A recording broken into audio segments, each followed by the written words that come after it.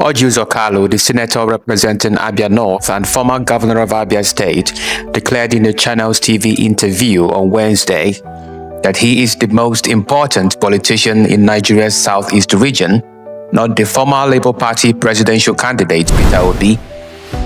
Speaking on Channels Television's Politics Today, Kalu downplayed Obi's influence, emphasizing his own long-standing political achievements and national relevance, including winning 2 states under the Progressive People's Alliance (PPA) and garnering nearly 5 million votes in 2007 presidential election. Kalu made it clear he does not consider Obi his leader and reiterated his influential status in the southeast. He was to support Peter Obi. Maybe the aspiration. Let me be honest with you. I'm a member of APC, and I don't want to discuss Peter Obi. I've told you this before in this channel. I don't want to discuss Peter Obi for any reason. Not for anything, but because I don't want to discuss him. You can ask me about the leader of my party, I will answer you. Whether the question is right or wrong, I will answer you. Each time I mention Peter Obi, you become suddenly uncomfortable. No, because I don't want to discuss him. I've told you before, Sean. Any day you want to discuss Peter Obi with me, give us 2 hours. You be in the model, keep him there and keep me here. And we'll be able to sort it out. This is what Peter Obi do. He wasn't even your generation of governor. He wasn't your class of governor. All of a sudden, does he look, because he's now looking like a leader of the southeast? No, it's not my leader. It's not my, I am the most important politician from that zone. I have won 2 states before of PPA. I have run for president before. My 4.9 million vote is still there. It's 2007. And we achieved a lot with PPA. We had ministers, we had ambassadors, we have all kinds of appointments with President Yaradua. And you cannot be telling me anybody can run for president. But what I want to tell you, I want you to discuss issues that concern. Because I mean, Peter Obi seems to be the most popular Igbo man. No, why don't you believe it? No, you are making it. If you're a Labour Party, keep it to yourself. Who? You. And any day, not before you don't listen to me. I see you have for the last time. Yes, for the last time, let us arrange 2 weeks time. Put Peter Obi there and put me here. On what? For what purpose? On any purpose you want us. Any question you ask me about. You get defend. I will say Peter Obi. I will say it is present. Is it because they are saying that Peter Obi might beat your party if you contest again? Let us be serious. Can you? If you don't want to get serious, I will remove my suit and rest here. Let us be serious. I don't want to discuss. So Peter Obi matter is not a serious matter. It's not a serious matter in my chapter. But the great question is Kalu truly more important and influential than Peter Obi, and is there any truth in the claims he made? Let's make an insightful comparison of both figures in respect to their presidential ambition. First, politics of numbers.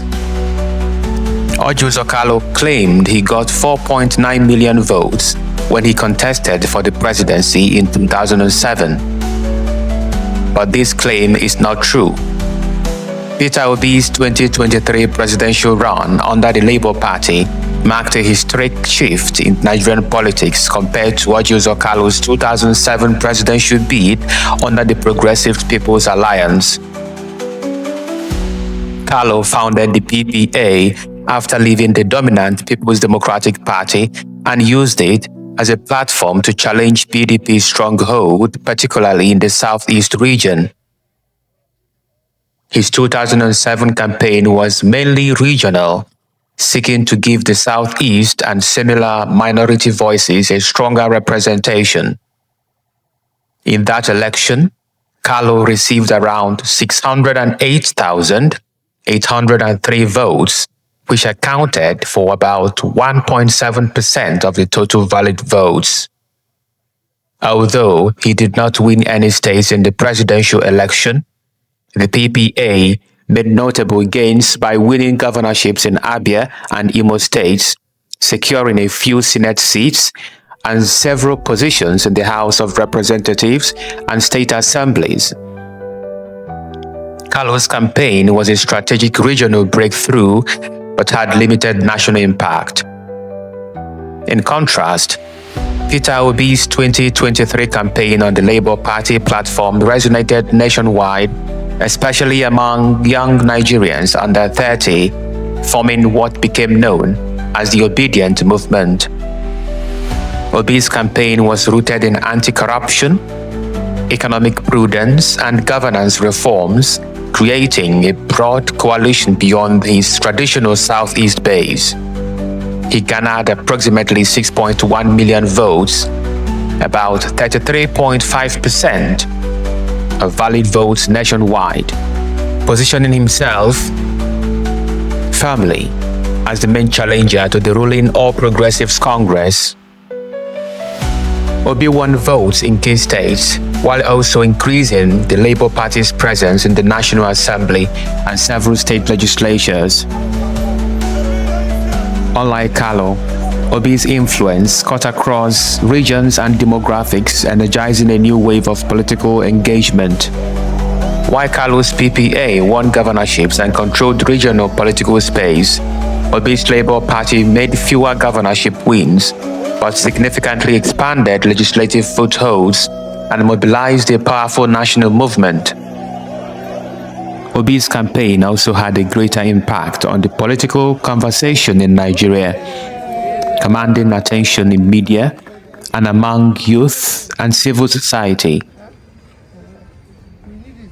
Now, having examined the facts, it is reasonable to conclude that Peter Obi was far more influential and important than Orji or Kalu in their respective bids for Nigeria's presidency. Obi's 2023 campaign under the Labour Party was a nationwide movement with a large voter base and deep political resonance, challenging the entrenched two-party system and reshaping Nigeria's political landscape. Kalu's 2007 PPA campaign, while regionally significant, had more limited scope and impact nationally. This is not the first time Kalu has had issues discussing Peter Obi. In an earlier interview on the channel's TV platform, there were moments where he appeared jittery and seemed to evade direct questions relating to Peter Obi, who has become the talk of the town in Nigerian politics. Throughout the interview, when Sheun probed Kalu about his political stance and the rising influence of Obi, Kalu appeared visibly uncomfortable and most times avoided giving straight answers. A very good brother, Peter Obi, thinks that he was rigged out of that election. I'm not going to discuss Peter Obi here. I've told you. There are those who think that is going to be the next president of Nigeria. I'm not going to discuss Peter Obi here. It's just... That's your brother. Yes, of course. Where is solidarity? There's no solidarity. I'm a member of APC. Any day I join Labour Party, I will have solidarity. I'm not going to discuss Peter Obi here. You don't think Peter Obi is going? I don't want to discuss Peter Obi. Why? Because I don't want to do that. There's no problem. You think he's a big force in the No, I don't want to discuss Peter Obi in any kind. Are you afraid to discuss Peter Obi because you know that he's a big political force? Listen to me. I can discuss Tinubu. He's the leader of my party. I'm not a member of Labour Party. Any day you see members of Labour Party, you can ask them about Peter Obi. You're a Southeast leader. Yes, I'm a Southeast leader. You're a big voice in the Nigerian politics. I'm a big voice in the world economy and Nigerian politics, but I don't want to discuss Peter Obi. Did he offend you? No. You're just afraid. Because you are the one who said, according to you, this is what you said. You said that your party, APC, not afraid of opposition coalition. Well, so why are you afraid to talk about Peter Obi? No, because I don't want to discuss him. This interview highlighted the contrast between the old guard represented by Kalu and the growing movement behind Peter Obi. Kalu's attempts to diminish Obi's political significance seemed like an effort to retain relevance in a political environment where Obi has become a dominant figure.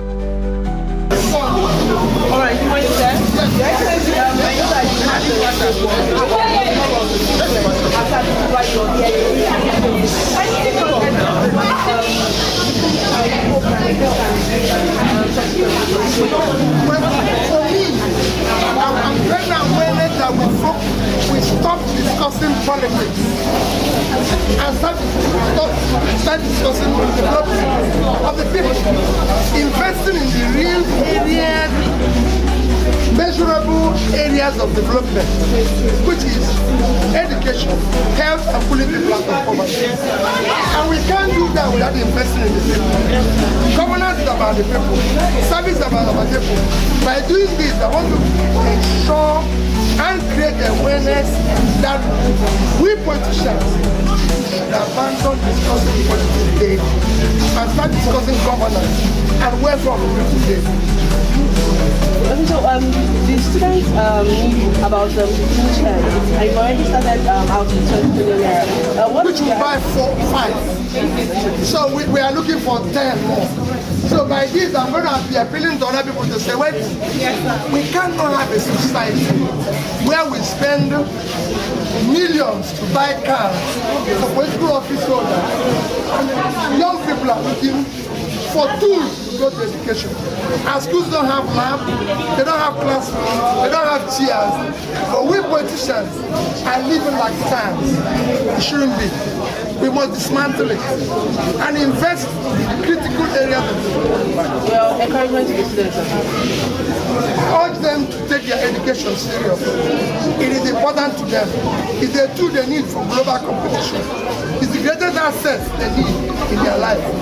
I was once like them. That's why I'm struggling to build a society where a child of nobody can be somebody. So, what is the face of the position without face of the standard bearer? Well, I don't want to talk about politics. 2027 is not where I want to be.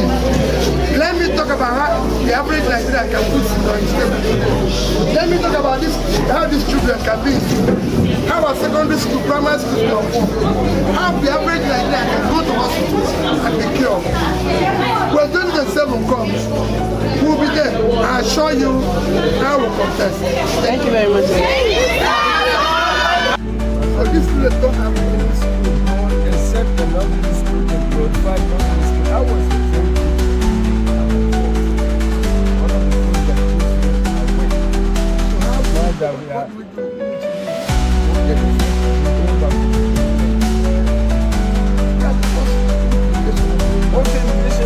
What we do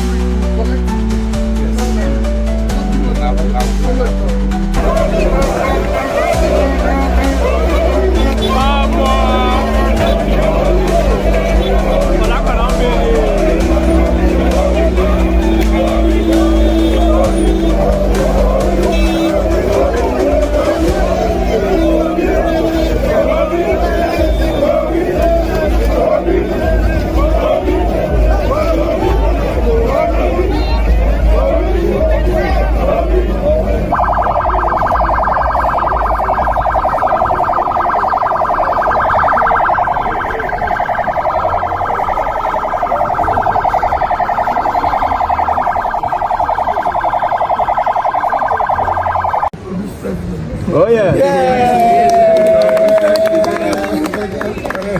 very, very important. Huh? We need it. And the president is already here with us. So we just need to. I'll still come when the school is. In full session. Yeah. I just tell them this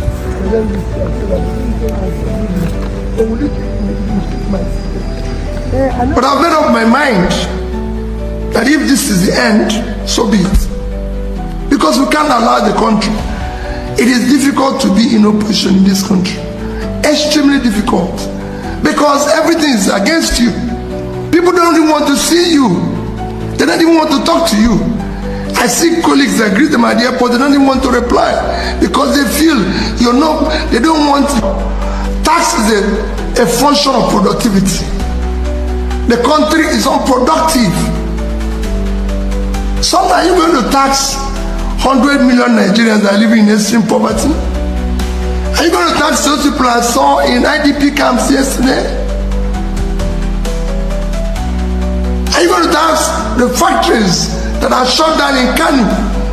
Go to Bompai, go to Shadan 1, Shadan 2. Where are you going to tax? Tax is a function of productivity. When the country is productive, people are gainfully employed, then you can tax them. And we can generate more tax. What we need now is to reflect the country, make it productive, and then we can talk about generating more revenue. Let me assure you, what is on the table now is that everybody who means well should come together to get the country to work. There's a lot of, call it, lies. There's a lot of propaganda. There's a lot of, trying to, bamboozle the people, going on here and there, which has to stop. Let's build this country. Let me say it again. None of us is going to be here forever. Those who did it yesterday are no longer here. But if you look at the country, it's collapsing every day. I saw 1,500 kids yesterday, not in school. And I did ask 3 of them, do you want to go to school? They say yes. What are we doing? An indicative of high level of distress. Food is